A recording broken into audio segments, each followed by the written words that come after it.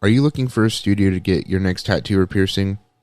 The Tattoo Studio in Muncie, Indiana is the official tattoo studio of DJG Motorsports. Operating for 23 years, the Tattoo Studio has an experienced lineup of artists, including Josh, Ross, and Shannon, who are ready to work with you, whether you are getting your first tattoo or you are ready to get back in the chair. I can promise you that you will leave the studio happy. I have gotten all my tattoos from the Tattoo Studio and have been recommending them for years. To make an appointment, you can call 765-284-8429. The Tattoo Studio is open from 2 p.m. to 10 p.m. Monday through Saturday and 6 p.m. to 10 p.m. on Sundays. Drivers, start your engines!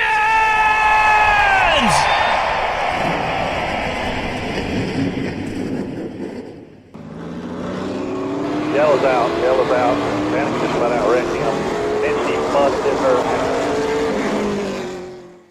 What's going on, everybody? Wow, rough intro. What's going on, everybody? We're back with episode number 27.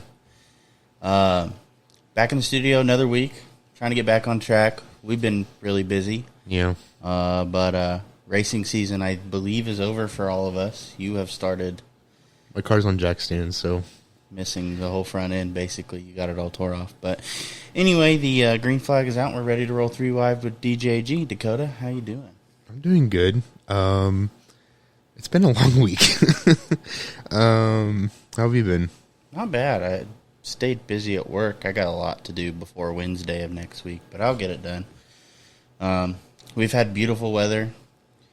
I've been keeping up a lot with the hurricane that came into Florida just because I have friends in areas that it hit, making sure they were okay. And just, it was really cool. It's not cool that the hurricane hit, but the power of social media, like TikTok, for example, there was so many people from Florida that were just on TikTok live streaming as the hurricane rolled in. So I was flipping back and forth between a select few people just watching a hurricane roll in, which is really cool to me because, like, I love storms. Like, around here, you know, Midwestern, you get your thunderstorms and an occasional tornado or whatever, but luckily I've never been through a situation where, like, a tornado has hit us, but, like, I'm always fascinated by it. So I've always, like, you know, I want to be in an area when a hurricane hits. Not necessarily a Category 4 like this was, but... Yeah.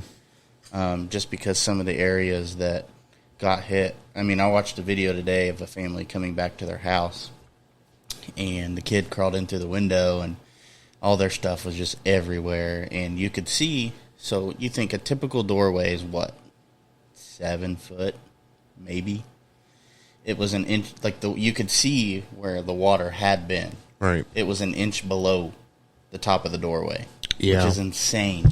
I say I was watching. First of all, I've been through a couple of tornadoes. 2 at once, I guess. It's definitely an experience.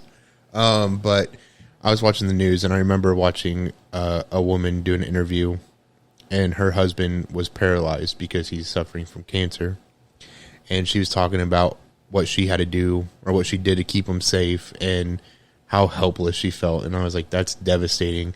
And I mean, we knew it was going to be bad, but to actually see the damage that it's done, Yeah. you know, I wasn't expecting that. You know what I mean? But I'm not used to hurricanes. I don't, Right. You know what I mean? But it was heartbreaking. And then I know, like, Cletus, they got hit. Not as bad, but I was watching his video. They ended up going out on their little airboat thing, but pretty much the extent of his damage was I think they lost the pole barn. And it wasn't a pole barn.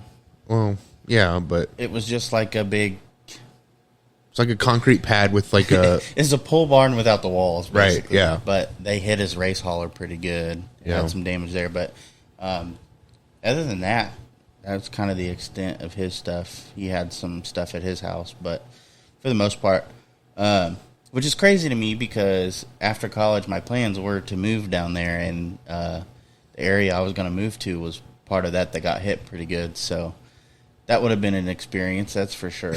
Yeah. But no, I mean, it was pretty crazy to watch. I know I was behind a phone screen, but just seeing, you know, wide out conditions, but it was rain, not snow. Like, you think wide out, it's like, oh, it's snowing here. there. I mean, the wind was blowing, palm trees were sideways, and all sorts of stuff, man. It was crazy.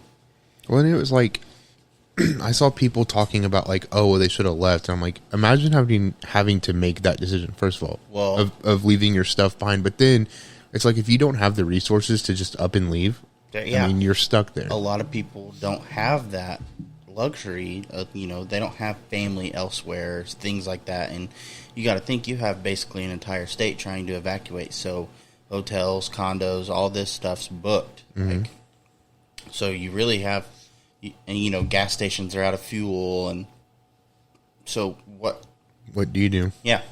And,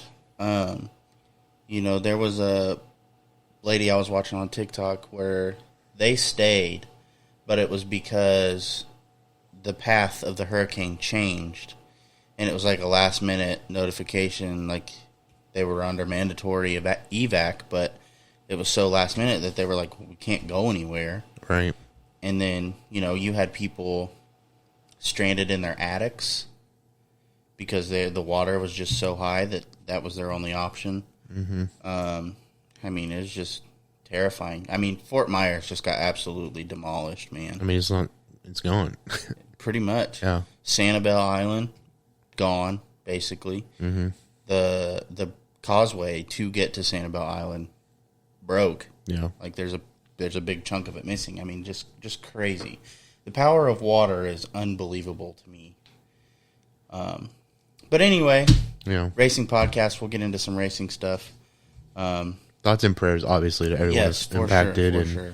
I did want to say I'm glad that we have a couple guys in our iRacing league that had to go through that. So glad to see everyone made it through okay. But like I said, thoughts and prayers to those who are dealing with the aftermath of it. Right. All right. NASCAR post race at Texas. Top 5. I did not get to watch this race. I didn't watch it either, but we were kind of at the racetrack anyway. That too. But Matt Weaver typically does the polling after the races to figure out what fans thought about it.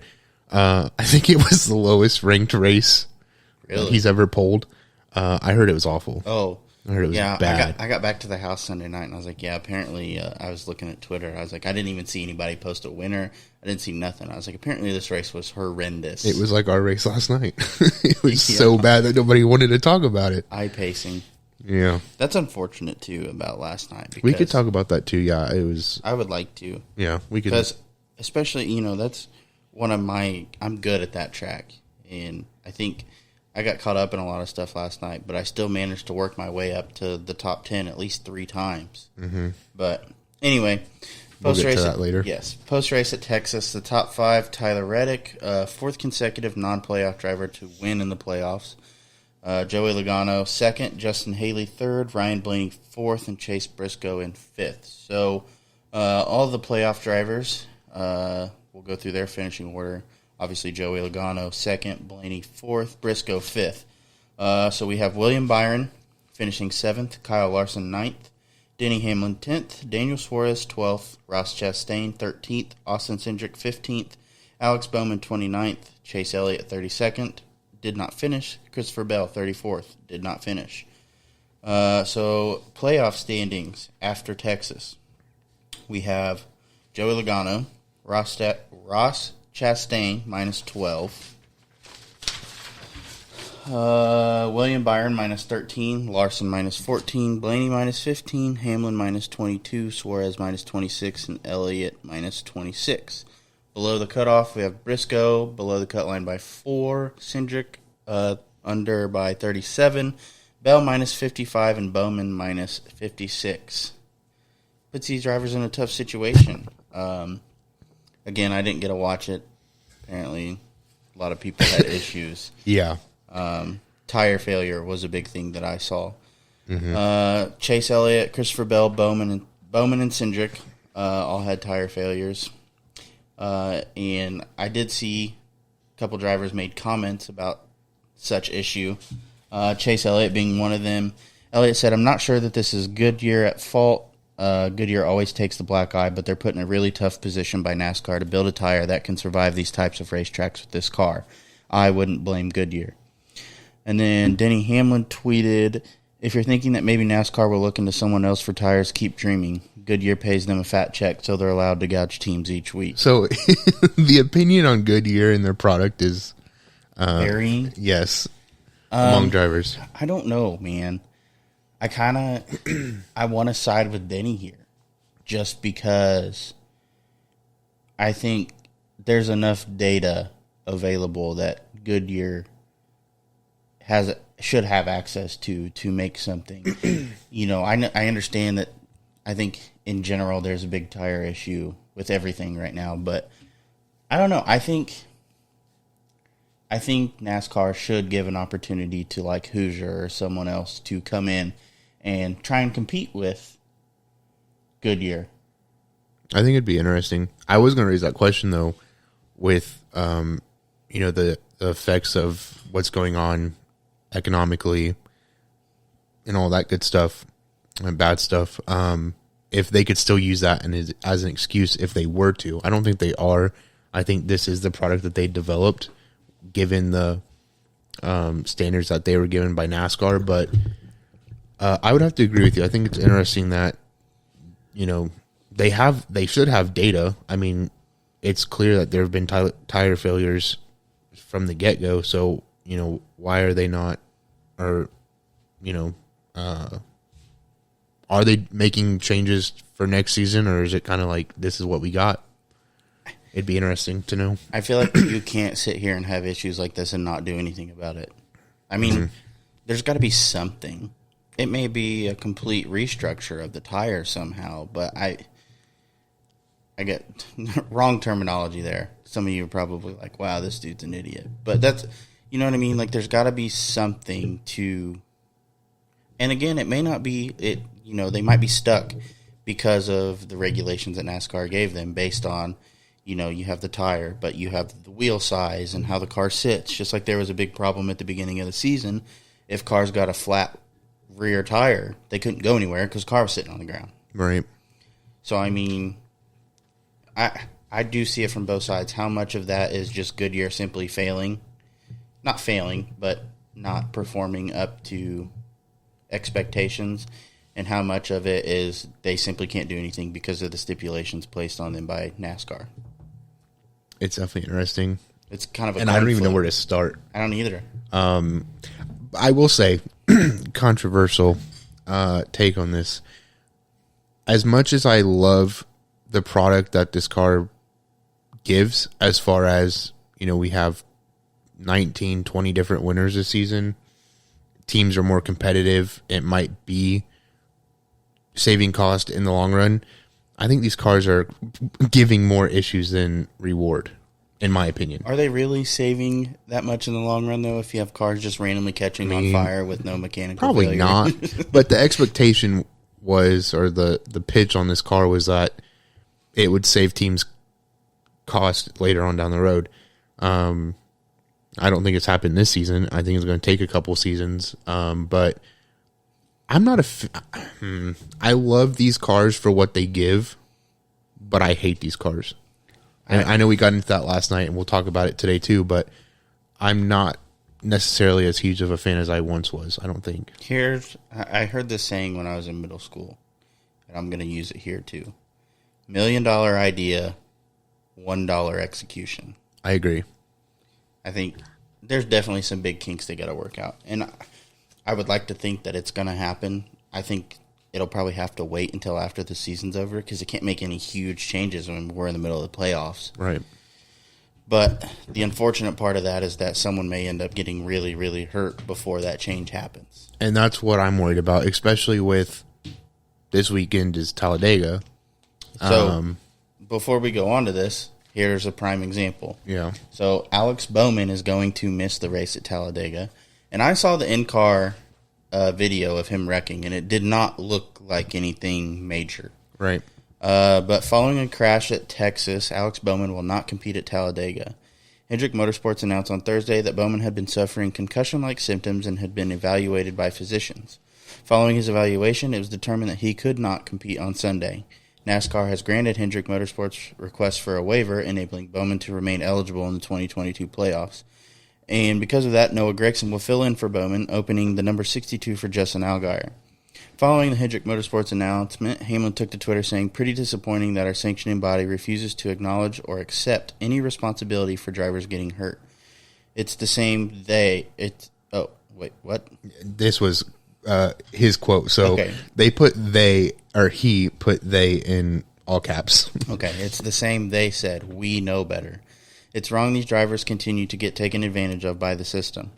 Harvick also tweeted saying, "Currently doing red light therapy with an extremely sore back and neck. All the reasons that the car has issues that need to be addressed. Sore body, car keeps going after extreme contact." He also responded to a tweet from Bob Pockras saying, "Completely unacceptable that those in charge have let things get to this point. I remember Denny Hamlin in the presentation of the new car to the drivers pleading that the car was too stiff. Data didn't agree. Time to listen to the drivers crashing them."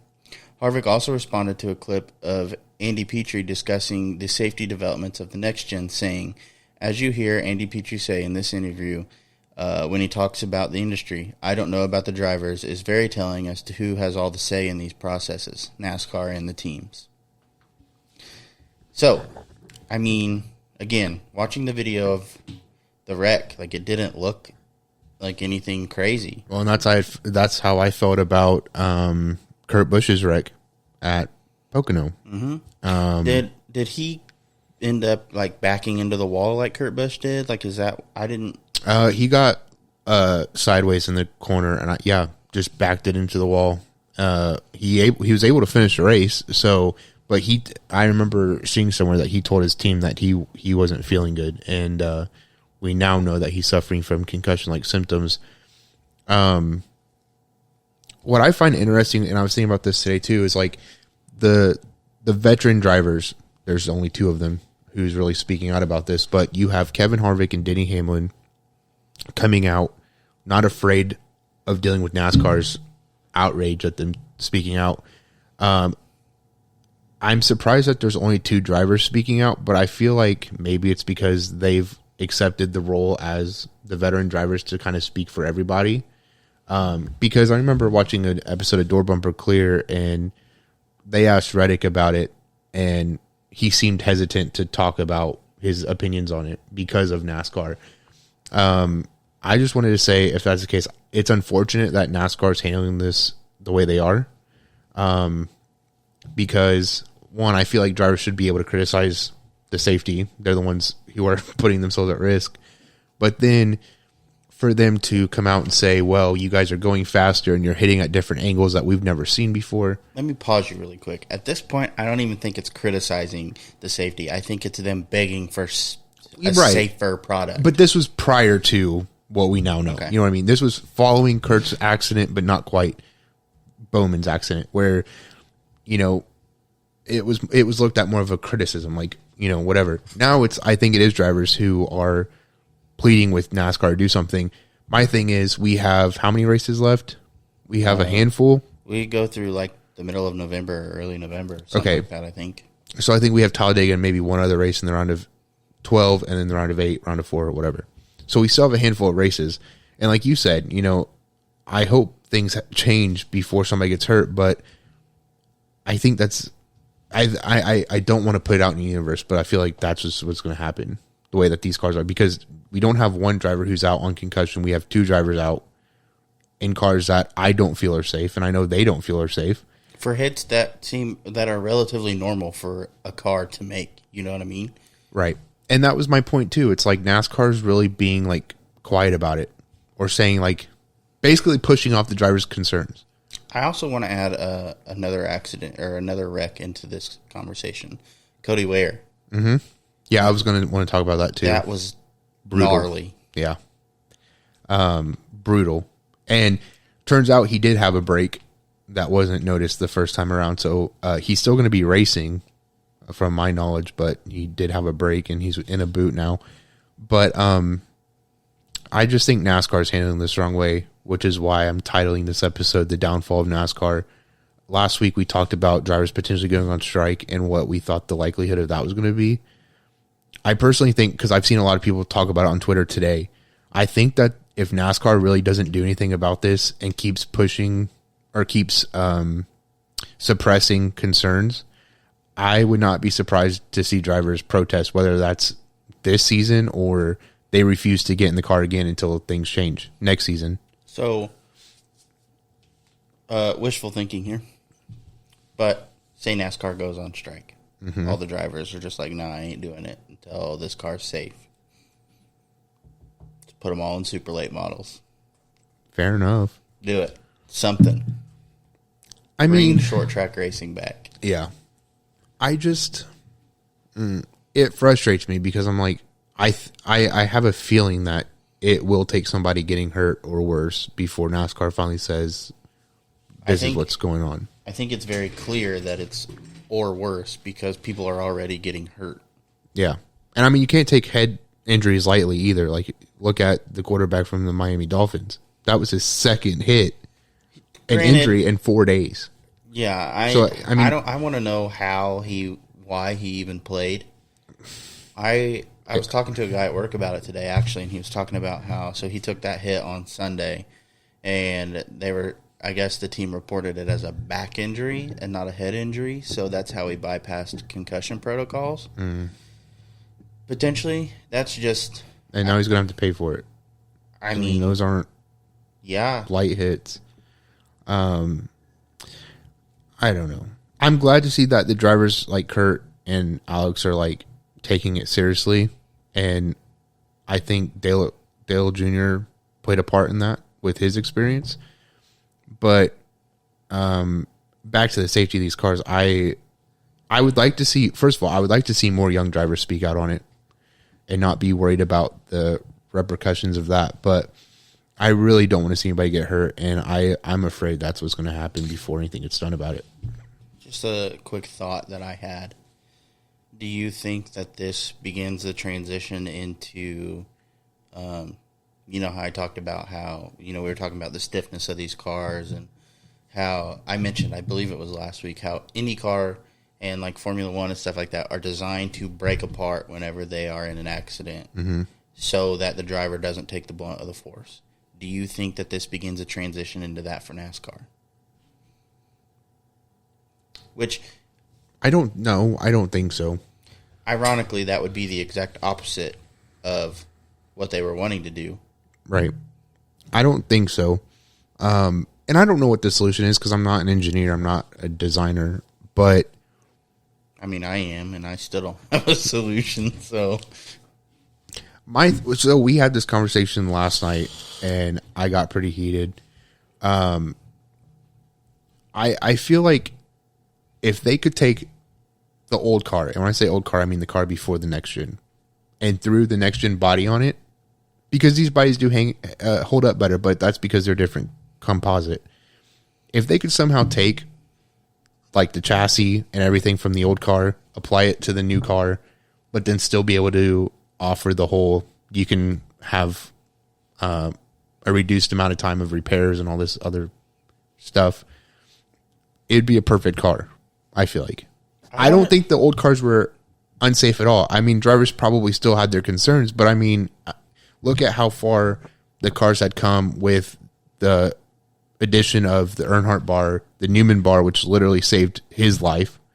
And Hunter wanted to bring up those wrecks, but it's like those are not they're not everyday wrecks. Like, you know what I mean? Like those are like Newman's wreck, I would say is a once in a lifetime wreck. Yeah, that was like a freak accident. Dylan's wreck, we've seen that happen over the years, but you know what I mean? So I don't know. I want to run a comparison of the first year of the previous gen car versus the first year of the new car and compare like the driver discussion. Yeah. And see, were the drivers complaining just as much, and that's why like the Newman bar and all this and that was added. Or, like, were they experiencing the same issues? You know what I mean? Like, was it, were the wrecks endangering people? Or was, like, is this car just the issue? Mm-hmm. It'd be interesting, but I don't recall this amount of drivers saying, no, this car is unsafe. Right. And, I was thinking about it on my way home today, where it was like, I was thinking about it, and I was like, going back to Daytona when Stenhouse made contact with the outside wall, how far his head moved forward was concerning. How he didn't suffer any severe injuries, I don't know. Miracle. Was it Noah Gragson said something about racing a Cup car last year, one of the old Cup cars, and he hit the wall and his head moved forward like 7 inches or something crazy like that. And Dylan brought up the point that he said he would rather hit a wall head on in an Xfinity car than a Cup car.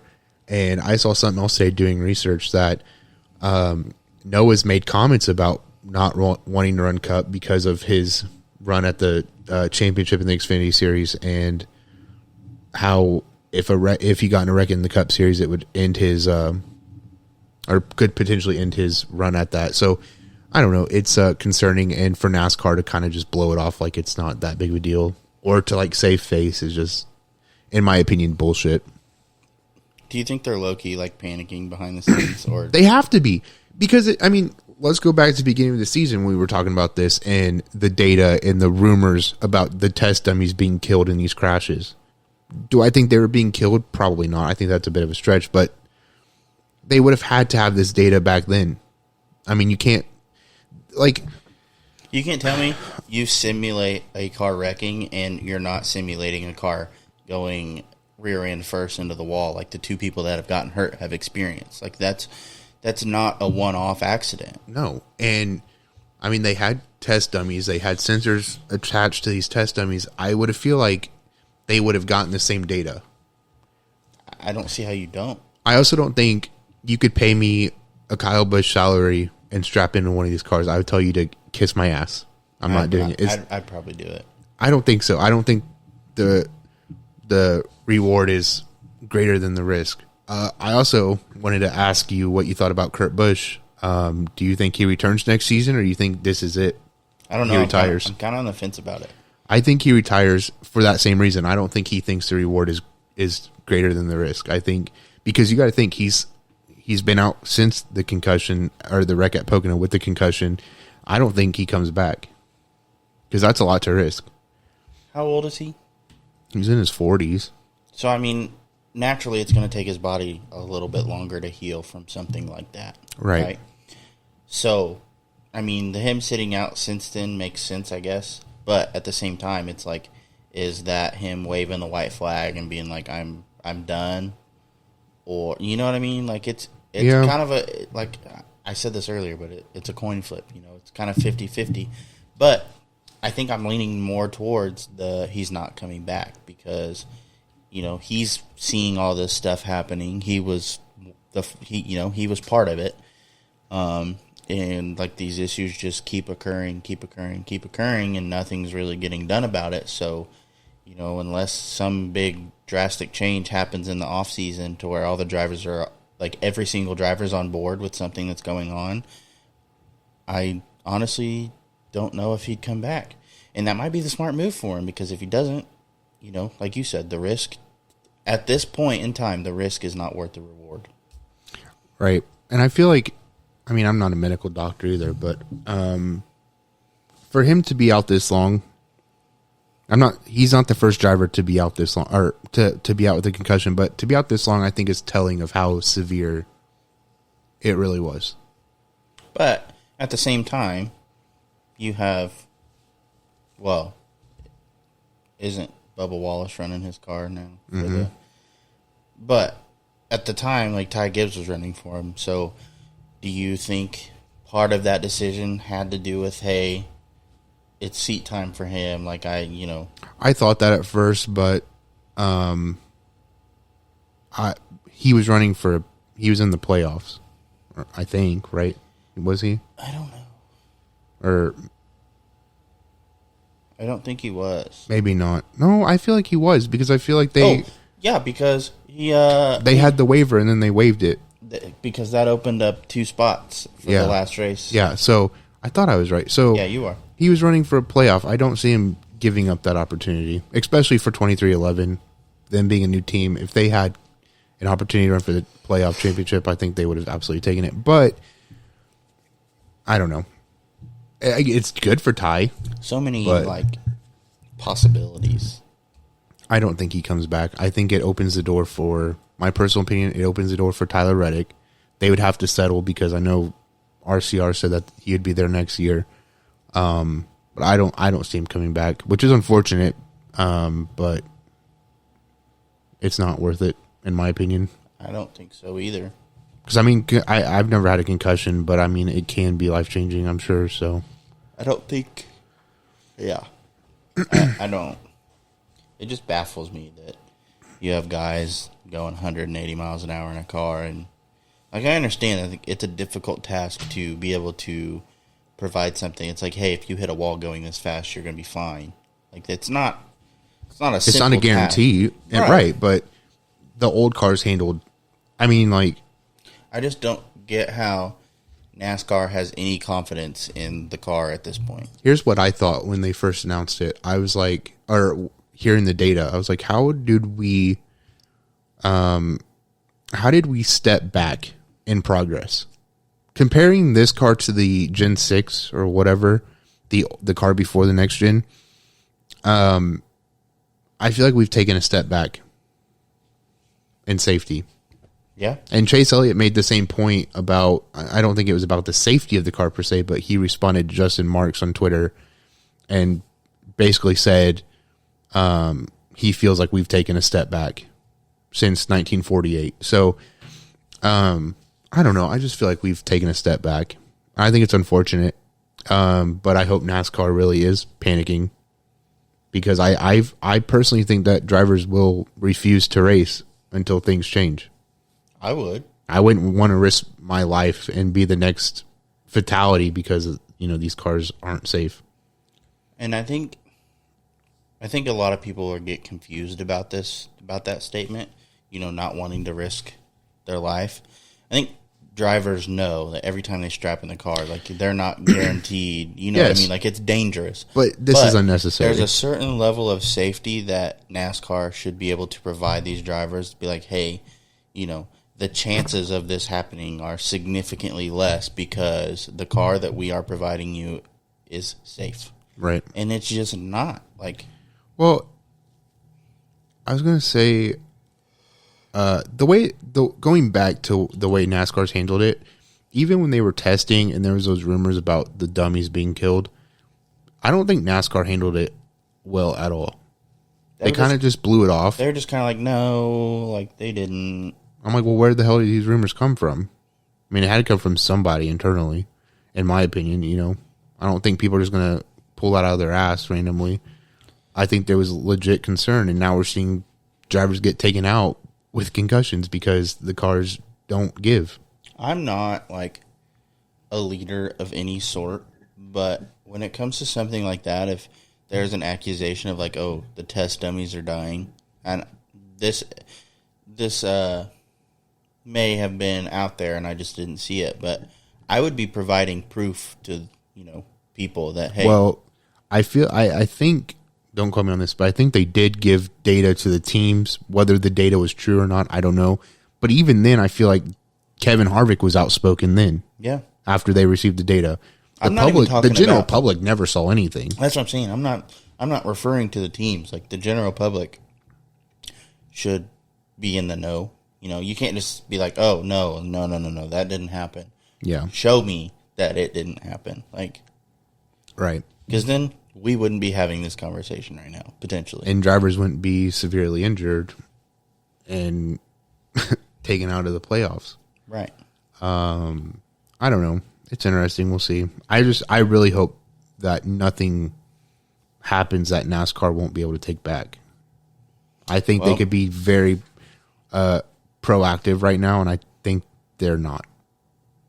Personally, I think if something's going to happen, it's going to be this weekend. As scary as that sounds. I mean, but that's just the nature of the beast. We're at Talladega, and I mean, luckily so far, it's been okay. Like the super speedway racing, no one's gotten hurt. Yeah, but I mean, it just takes that one. Yeah. That one time. I mean, it reminds me of Myatt Snyder at Daytona. Yeah. So, I don't know. We'll see. I out of all this, though, I really wish not to start like shit. Not that what I'm about to say does, but I would like to see the younger drivers. I would like to see more drivers step up and start talking about it without fear of repercussion, because they shouldn't have to fear that. Like, they should be able to be honest and say, hey, this car's shit or not. It shouldn't.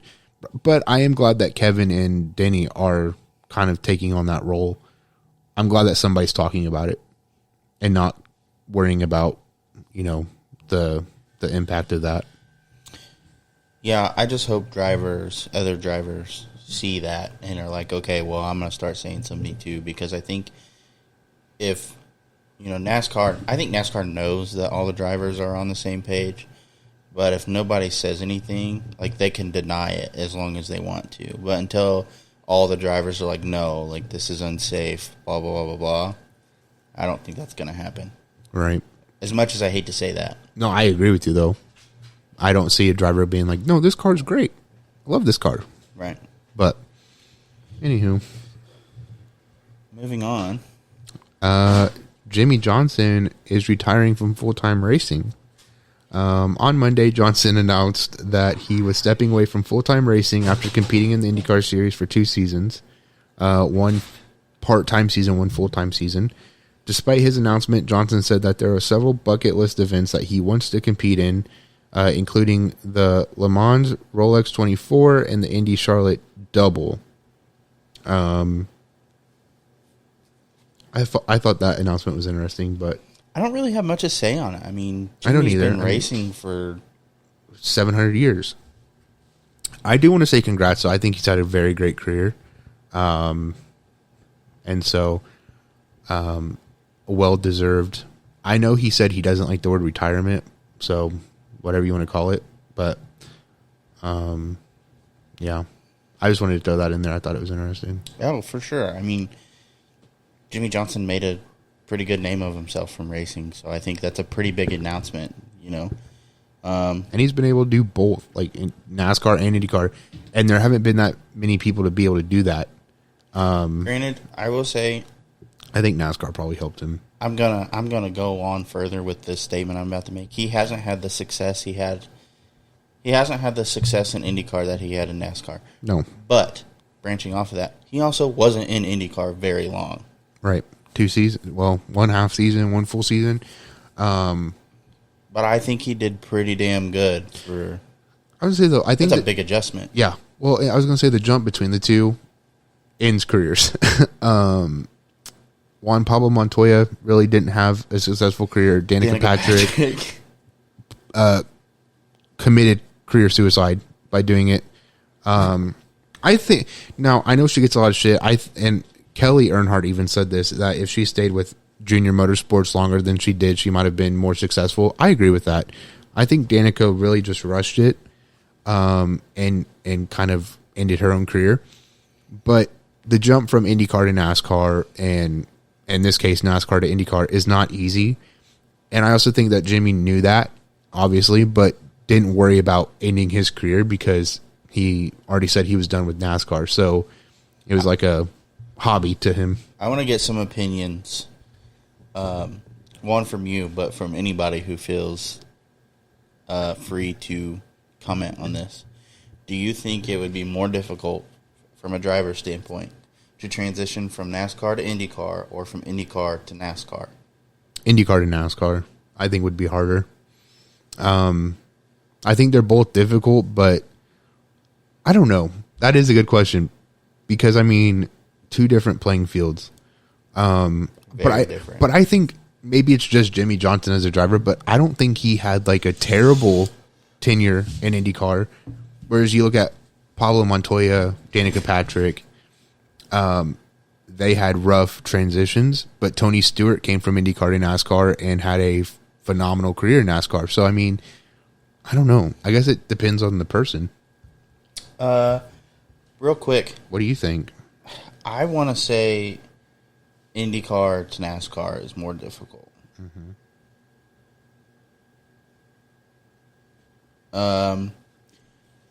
But I don't know. That partially might just be because I'm more familiar with NASCAR than I am IndyCar. Right. I know from I think from an engineering aspect, IndyCar is more difficult.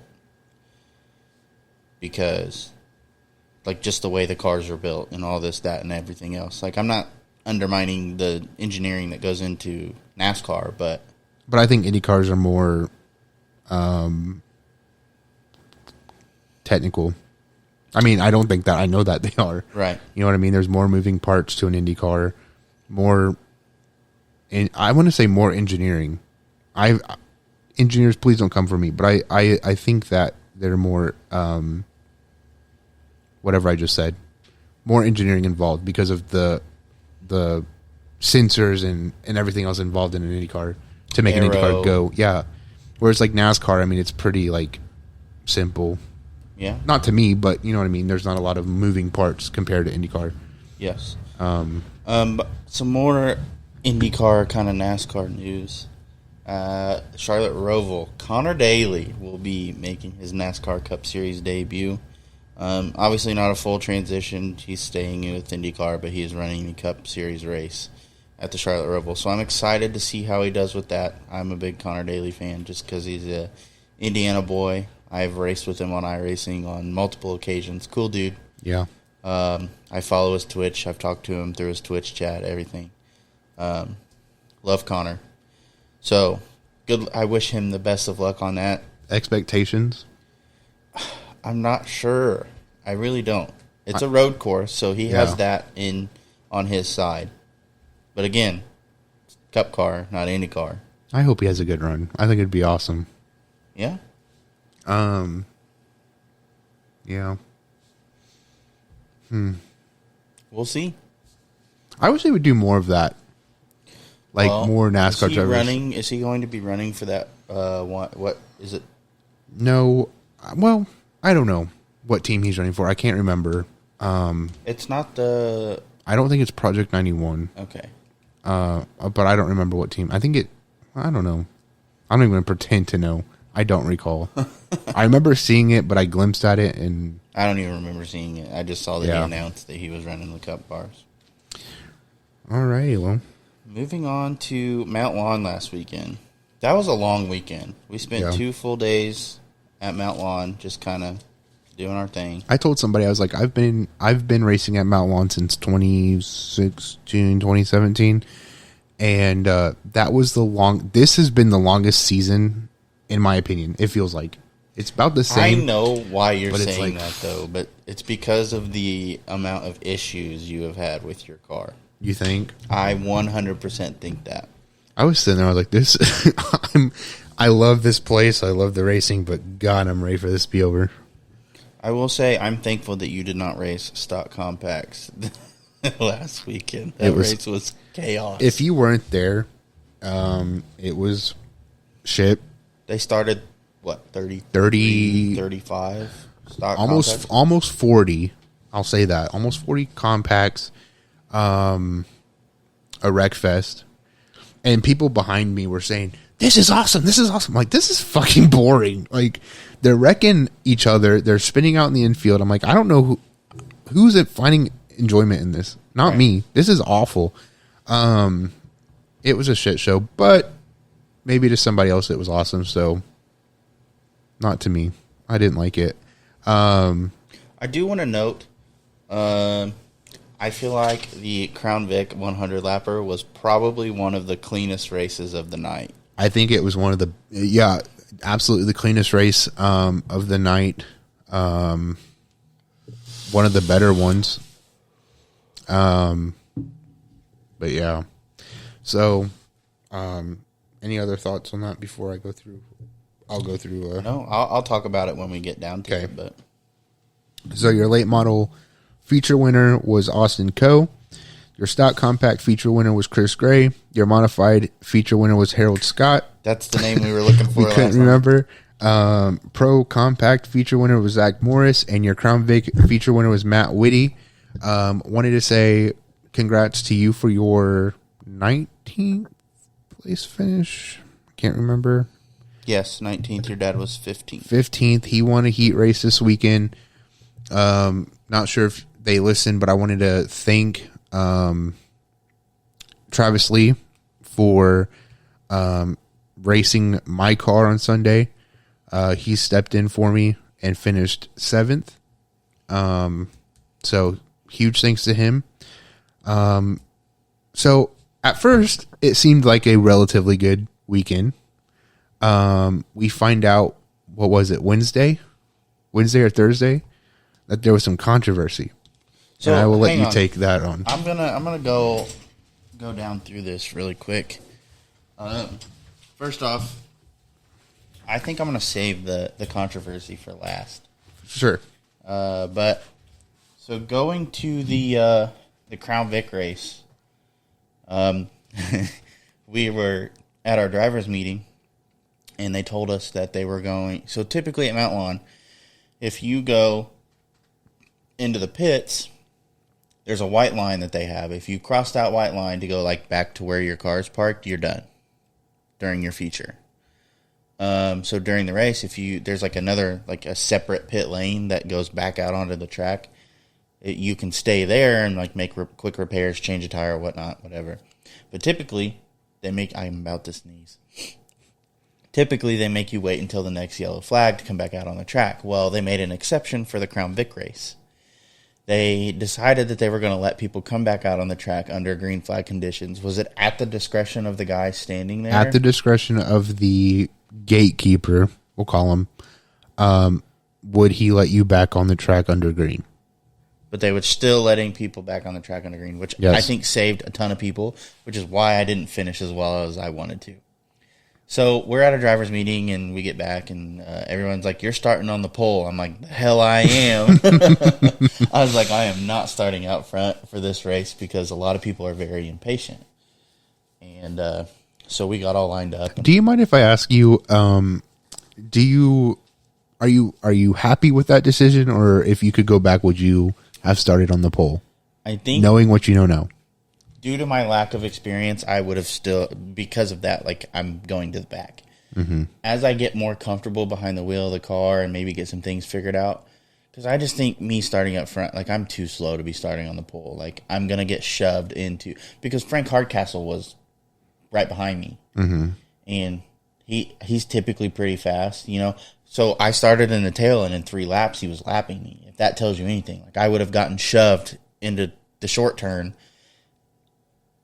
Fair enough. And, you know, I didn't want to deal with that. Mm-hmm. So I went to the back, just kind of hung out, let people do their thing.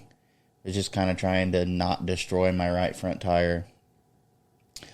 I realize I am very, very hard on the brakes in that car. I'm going to have to change some brake fluid because, let's see, we only had a handful of cautions. Mm-hmm. We had 1 red flag because someone put oil all around the track. Like, oh, because he blew up and then went on the track not once but twice. Yeah. So that was about halfway through. Yeah. Let's see. I mean, at that point, I was just staying out of everybody's way, which I feel like, I do want to say, I feel like I did a pretty good job of doing so. I'm getting used to recognizing when people are there just based off the noises I hear inside the helmet. You know, it's hard whenever all the lap cars are staying on the outside and you're like, I'm faster than these guys, but I don't know if I can come down to pass them. Right. But about halfway through the race, my brake pedal started getting real soft. I was like, oh boy. So red flag comes out. I'm parked behind Greg on the front stretch. And I shut the car off. We're just sitting there. And the car's super hot. Like, I can hear everything cracking and, you know, making noises like a car does when it's hot. And we get ready to get going again, and I turned the car on, and I went to push the brake in to put it in gear, and it went all the way to the floor. Like, there was just a little bit of catch right at the end. And I put it in gear, and it, like, started to creep forward, and then it stopped. Well, come to find out after the race, Greg had the same issue, but his was worse. Yeah. Because he was in front of me, and he had his foot all the way down on the brake, put it in gear, and the car didn't stop, and he bumped into the dude in front of him. From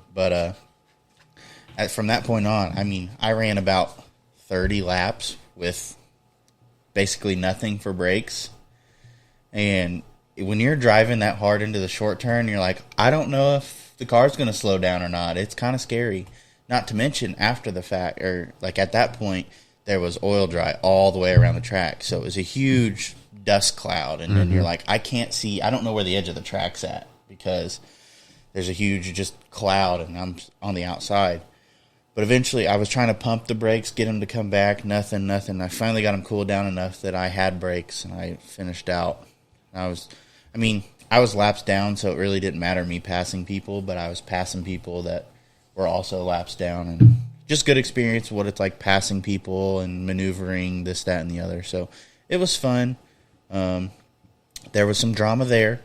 Yeah. I did want to say, though, before we cover that, because, boy, I was going to say you did look a lot better this race, and I was proud. It looks like about halfway through, you could tell the first half you were, like, kind of, like, just reserving, I guess, and then it was like you really just kicked it up, and I was like, damn, he's actually doing this. But, yeah, there was drama in that race, too.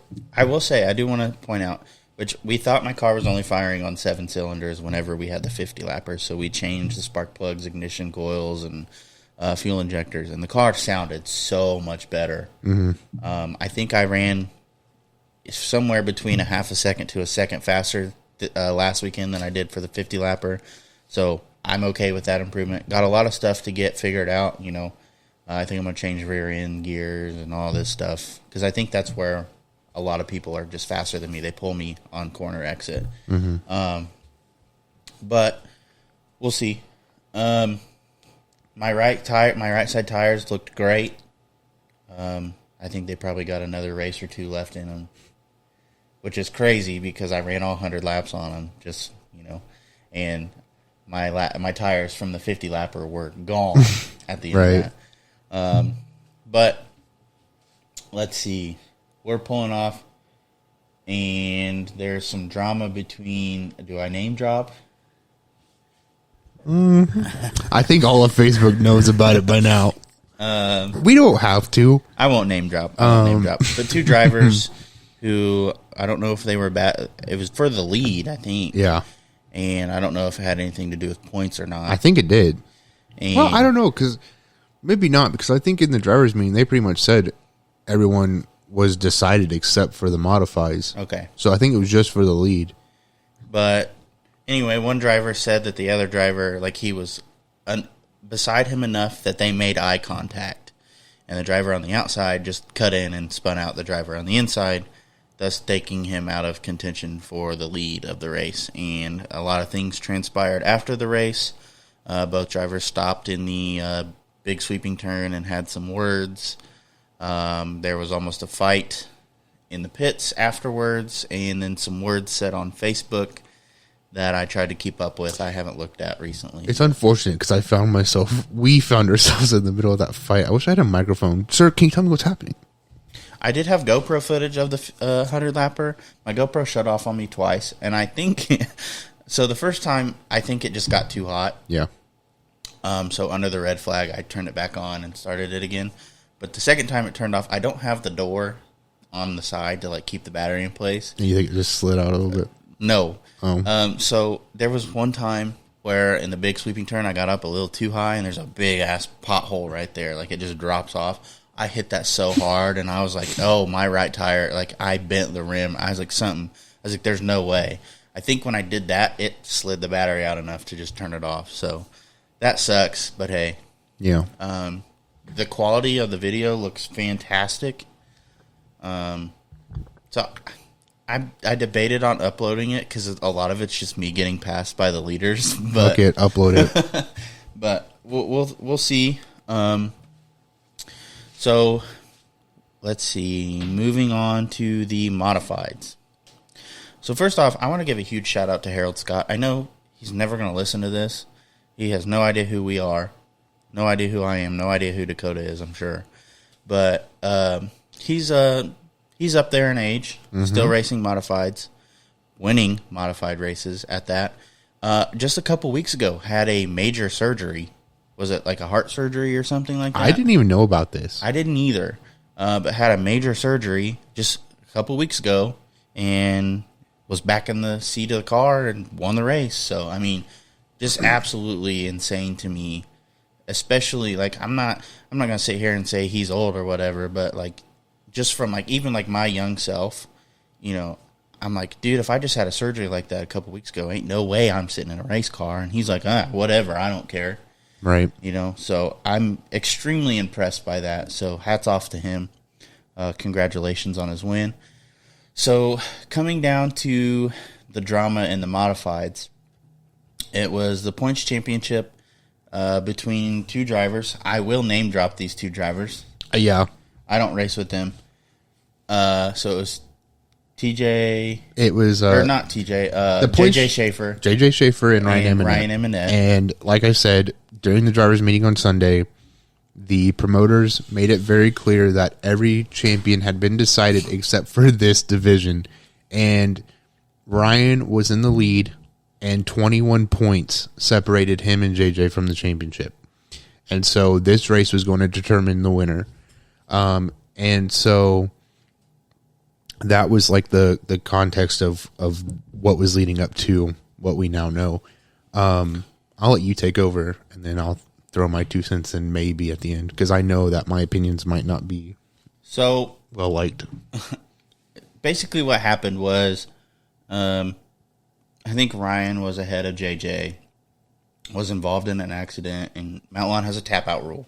So if you spin somebody or whatever and you want to take blame for it, you reach your hand out the window, tap the top of your roof, and you get sent to the tail. The car that you spun gets their spot back. So Ryan did that.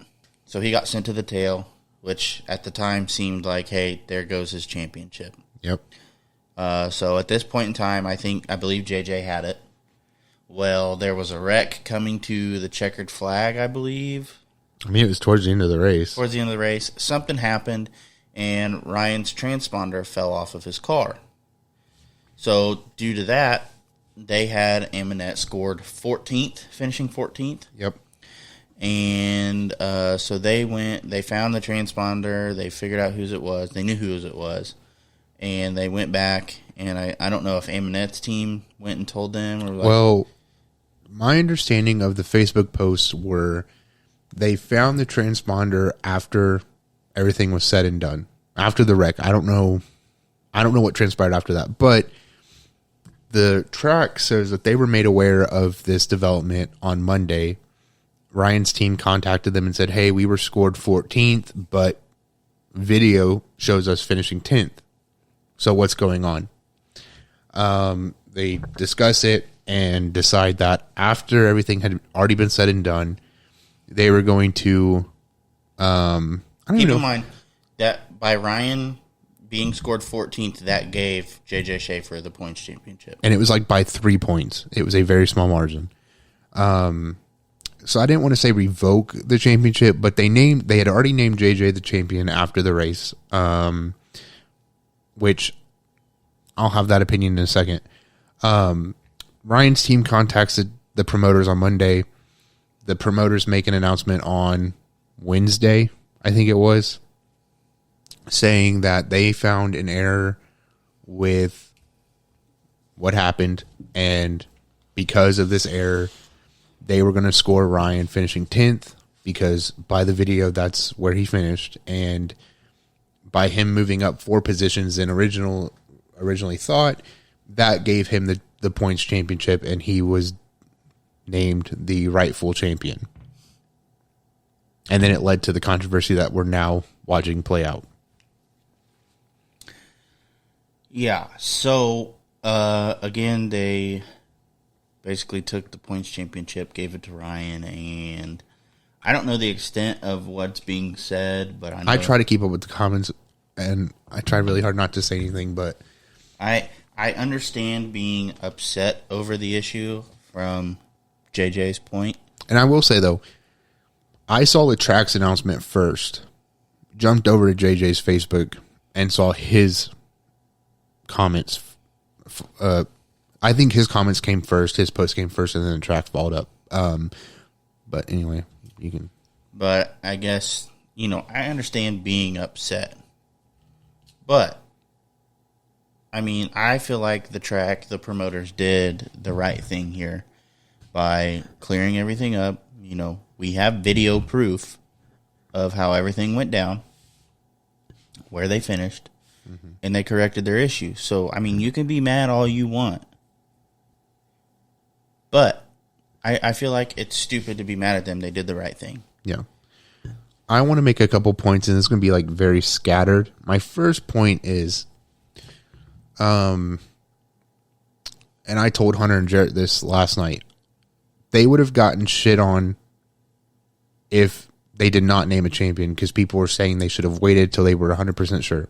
Okay, but if they waited and did not decide that at the time who they thought the champion was, they would have received backlash. Okay, I want to add to that. Like, that's part of the reason. I mean, I understand, but like having the transponders helps with that. They can keep real time track of where the points are. So realistically, had the transponder not fallen off, this would have never been an issue. This would have never been an issue. Yeah. So whether it, stuff happens. I'm not going to point fingers. I'm not going to say that this was on purpose or anything like that, because I don't see how you do something like that on purpose. Right. So, well, yeah, and that was a point I had made to you guys too. It's like, how many times are transponders falling off the car? Never. It's literally the first time in a long time that I can remember. You made a good point, though. I didn't think of it that way. If it had not fallen off, this would not have been a conversation to begin with. Right.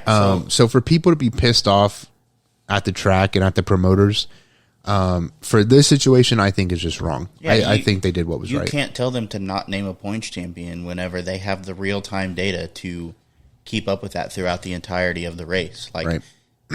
The transponders help with that. Right. So, I mean, had everything gone according to plan, like, this wouldn't be happening. But I did want to say, though, because people were saying, well, they shouldn't have made a decision then. Well, okay, you guys would have bitched at them if they didn't, because that was the only division that wasn't decided. All these other ones were single-handedly decided who the champion was. So you would have shit on them if they didn't do that. You're shitting on them now for making the right decision. My second point is, I cannot speak from experience because I've never won a race and had it taken from me. I've never won a race at all. I'm okay with that. I've never won a championship and had it taken away from me.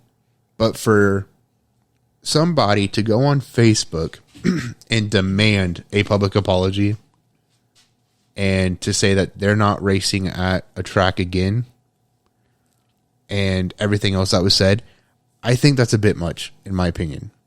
I would understand it. Like, if I would be frustrated too in the moment, but it's like, I would understand it. I don't see it as big as what they do. Yeah, for sure. Like I said, I would understand it if like the track wasn't in the right here and like they were just blatantly like do this. You know what I mean? Like just ignore it or something even more dumb, like something even more stupid happened, causing an issue, and then just taking it away because they felt like it. Right. It's not like they just didn't want you to have it. Right. You didn't win it, so. And I mean, like I said, I don't want to criticize JJ for how he handled it, but me personally, I don't think I would go on Facebook and demand a public apology and everything else that was said and then say, I'm not racing here again. I don't think I would let that bother me to the point where I'm like, apologize now and I'm not racing here again. That brings me to my next point. The promoters didn't even want to do the points at the beginning of the year. They did not want to do it. They were very against it. And JJ even mentioned that in the comments that, well, if they were against it, they shouldn't have done it. But who do you think led them to do it? It was the drivers bitching about wanting a points championship. Mm-hmm. Not saying that you supported it, my guy, but this is a potential product of what this whole thing was. They said, we don't want to do points because of the issues that it could cause. Drivers said, nope, we want to do it. They say, okay, we're going to do it. And then you're the one that gets bit in the ass for it, which is unfortunate. And I feel bad for you, but this is the whole reason why, which is why I said I would not be surprised if they came out and said, we're not doing this again. I don't think we'll have a points championship, which is unfortunate because I think if it is ran well, which it didn't seem to be an issue until now. I think that like publicly bitch at the promoters anyway is a wild move considering they weren't even going to come back this year. Well, one of them wasn't. And I wonder if he is regretting that decision, which is unfortunate because I think he's a good dude. And They did a great job this year, I will say. Agreed, but like I told you guys last night, I feel like there are valid criticisms that they could be told, because I have a few of them. I'm not going to share them now because it's irrelevant at this point, but I think there was some decisions that they made were shit, and but that's going to happen. Like, they can't please everybody, right? But my one thought would be, if you're going to make rules, stick with them. Don't back out of it or bend the rules for certain people. I feel like that happened a lot this year. But this is one thing where I'm like, you can't really bitch at them for this. But yeah, I do think overall they did a good job, and I think they did what was right here. And I'm glad to see that it seems like more people are agreeing with that than they did the wrong thing. Absolutely. I don't see how you could look at this as them doing the wrong thing. Obviously, unless you're... I mean, but somebody who supports JJ in the comments. That's what I was saying. Somebody was like... That's what I was getting at. Somebody was like, well, what if it was the other way around? And it was JJ's championship, and, or it was supposed to be his win, but they gave it to Ryan, and then, because, you know what I mean? Like, if it was just the opposite, you would want JJ to be named the rightful winner. Absolutely. So it's like, why are you... I understand it's frustrating, and it sucks, but... I would also like to add that Ryan's team took it upon themselves to make sure that, they had the video evidence. They presented the case. Yeah. They presented their own case. They were like, okay, you can't deny that this is proof of what happened. Yeah. So, I mean, like, obviously, if you have that evidence and, on your side, why... You know what I mean? Well, and then people are like, well, they turned it into NASCAR and watched replay. Well, it's like, yeah, well, if I was supposed to win the championship and it was off of a technicality because my transponder fell off for whatever reason, I would want to protest that decision too. It's bullshit. That's a bullshit excuse to be a bitch about it. Just be like, quite frankly. What if his transponder died and just wasn't giving lap times? Right. He still finished in that spot. Just because the transponder died doesn't mean the car did. Well, and people were asking that too, whose responsibility is a transponder? And it's like, as a driver, it's your responsibility. But like, how we have the pouches that we put them in, they're zip tied, whatever. Again, if you get hit just right, that's going to break. Right. So it's like, going back, how many times has this been an issue? This is the first time it's happened. That I'm aware of. Yeah, I feel like we would have known if it happened more than this instance. But even then, somebody was saying, and I think this is true too, first of all, the track doesn't have rules, to my knowledge, that say if the transponder falls off, then it doesn't count. So there's a loophole. But people were saying, transponders help with timing and scoring, but doesn't change the fact where a car finishes. And then you had people saying, well, if the transponder doesn't cross the line, neither does the car. And I'm like, you can't do that, in my opinion. Like, that doesn't make any sense. So, sucks for JJ, and I'm heartbroken for him in a way, because it's like, you think you won, and then, things come out to light that you didn't win. But I just think there was better ways to handle it, and maybe it was a heat of the moment thing, and he'll back out, because I don't want to see him leave Mount Lawn. Like, I don't either. To me, that's like motivations. Like, go out next year and be better. Right. Make sure you win it next year. But if you're going to let it hurt you that much that you're like, I'm done with this track, then that's unfortunate to me. I hope he comes back, but I'm not going to say what I wanted to say. Oh, but I'll get crucified for this. It's okay. You don't have to. I'll say it. It's okay. I don't want to pressure you. No, it's fine. I think that if something like that's going to make you not want to race at the track anymore, like, the track doesn't want you there. Fair. Like, the track wants people there that want to be there. I think it's fair. Yeah. I agree. And, like, I'm not trying to single him out. I'm saying anybody. Like, if you're just going to, if you... It's like, no, I agree, because it's like drivers bitching about the rules when they get disqualified for breaking said rules and how they don't want to come back, then don't come back. You know what the rules were. Okay, I said I wasn't going to do it. I'm going to do it just to even out the playing field here. One of my criticisms is the stock compacts, where the rule was, there was a breakout rule, and if you broke the rule, you were black flagged, you were disqualified. At one point, they wanted to push people up, but were afraid that they would lose drivers, which I'm like, I don't give a shit. They know what the rules are. When you sign the contract at the beginning of the year, and you acknowledge the rules, there should be no room for you bitching about the rules when you get disqualified. So that's my thing. So then you have drivers who get disqualified. They bitch about it. I'm never racing. Bye. Don't come back. Right. You knew what the rules were, so why even bitch about them? And then the fact that there were, and I'm not going to name drop because I'm not going to start shit with them, there were people who got the rules bent in their favor. My other point is, the whole reason, well, not the whole reason, I've wanted to move up, but somebody was talking to me about it during the weekend, about me moving up to Pro Compacts. It's like, if all of these guys and girls are not going to move up, I'm not singling anybody out here. I'm just saying, if these people are running as fast as the Pro Compacts and they're not going to move up to compete with people of their caliber or cars of their caliber, and they're just going to stay down here and dilute the class that was made to be for new drivers and people who are trying to save money, why would I not move up? If they're going to stay down here and dilute that, I'm going to move up. I won't have to spend money to do it, but I was also ready to move up. I've been wanting to do it for a couple years. So, I mean, like, now is better than ever. But you know what I mean? Like, follow the fucking rules that you put out and stop trying to, like, backpedal on it. My biggest criticism... And if you're worried about losing drivers, bye. There are other tracks you can go to. My biggest criticism is letting people race in classes that shouldn't be racing in those classes. Right, which was also a rule at the beginning of the year that you couldn't race one class and dip down into a class that was for the new drivers. I mean, yet you allowed that the second race. Right. And, you know, for example, there's a guy that races Crown Vics that also has a street stock. Mm-hmm. And I believe at one point he was, I don't know if this is true or not, don't hold me to that, was in NASCAR or involved with it in some way. So why are you racing Crown Vics? You need to tell me who you're talking about. I think I know, but... he was involved in the little skirmish. Okay. He is a sponsor of a division.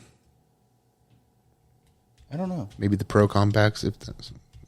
I don't know. Not name we'll dropping. Talk off there. but that's my thing. It's like, why would... The whole rule was like, we can't let drivers who are racing in modifieds, street stocks, late models coming down to race Crown Vics or compacts, and then they did away with that completely. Which I know we talked about that before, and you were like, you know, it's, I think you said, I would think that it's a good experience to be able to race with drivers who are racing in those levels, but not every weekend. Exactly. That's my point. Like, if you want to drop down and just run one race with us or whatever, cool. Like, I might learn something from you. Right. But when you're just out demolishing everybody every week, one, that's got to get boring. Mm-hmm. Like, well, no, because then they go out there and kick ass and win money and get all the recognition. But that's my thing. It's like with the stock compacts, it's like it's the same people winning every freaking week, and it's like you could run pros and be just as competitive. So why not move up? Yeah, you may not win every race, but hey, you're still getting better. Like at that point, when you're just winning every race because your experience level is just way above everybody else's, you're not getting any better. You're not challenging yourself. Right. Yeah. That's my take on it. I'm not going to sit here and say that I could have ever won a race in the stock compacts, but it's like I would have had a better chance if they got rid of all the cars breaking rules and moving them up to the next division. I absolutely would have had a better chance at being more competitive. Mm-hmm. But it's hard to do when you have cars running 19.3s and 19.5s or whatever it was, like 19 fast, and you're running a 20, you're running a second half slower. I would like to know how someone runs a 19.37 in a Crown Vic at Mount Lawn. And what was it, like their second race ever? Yeah. Or in that car? Yes, I think it was that car's. I don't know if it was his second race ever or what. I could have misunderstood, but yeah, no way. Like, that's impressive. Mm-hmm. I'm not but that's insane to me. Oh, we know you get their cars from, right? Yeah. Mm-hmm. Okay. Yeah, I don't know. Anyway, that's all I have. Well, did you want to go into the IROC race at all? I mean, I can give a very brief. It was iPacing. It was shit. We ran 88 of 150 laps under caution, 18 caution flags. I think our longest run was maybe 10 laps. Yeah. Where did you end up finishing? 7th. I finished 12th. I finished, so I started in the back, made my way up quick, spun out, didn't hit anything, joined back in at the rear of the field, worked my way back up to 7th at the end of the first stage. Ended up going a lap down to fix some repairs from something. I hit something or somebody. Ended up going a lap down. Caution came out, got the lucky dog, got back on the lead lap, worked my way back up towards the front, finished second stage in 8th.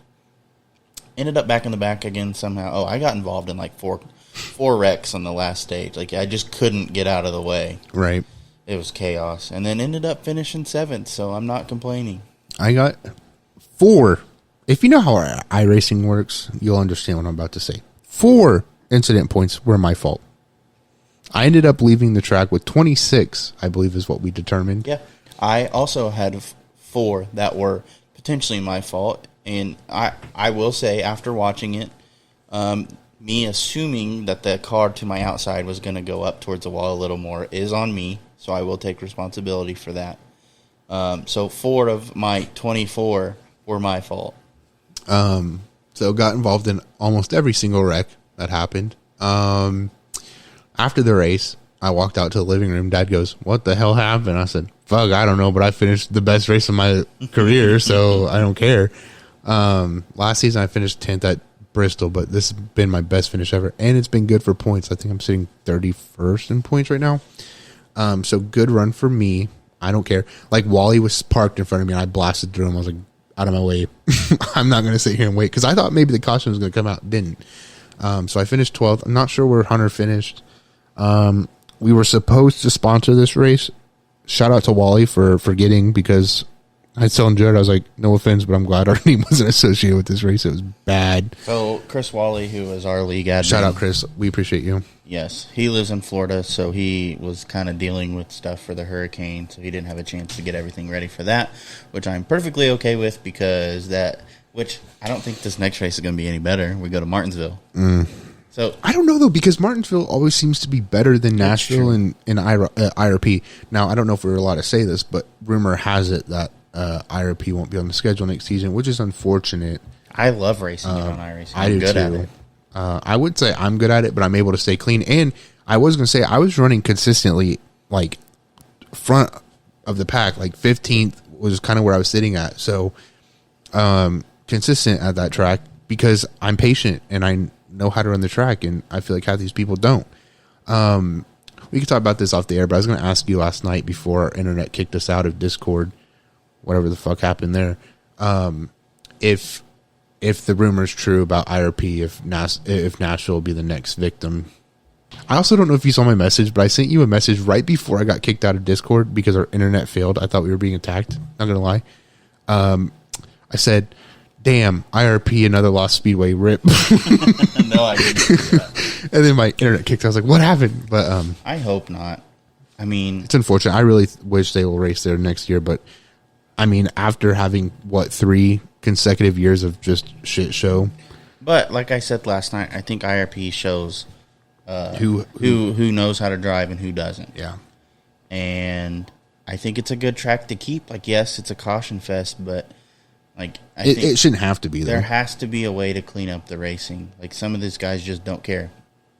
Ooh, while we're on it, because you mentioned that, so it was announced by Wally that they're going to move to a new rule. It's not new, limit.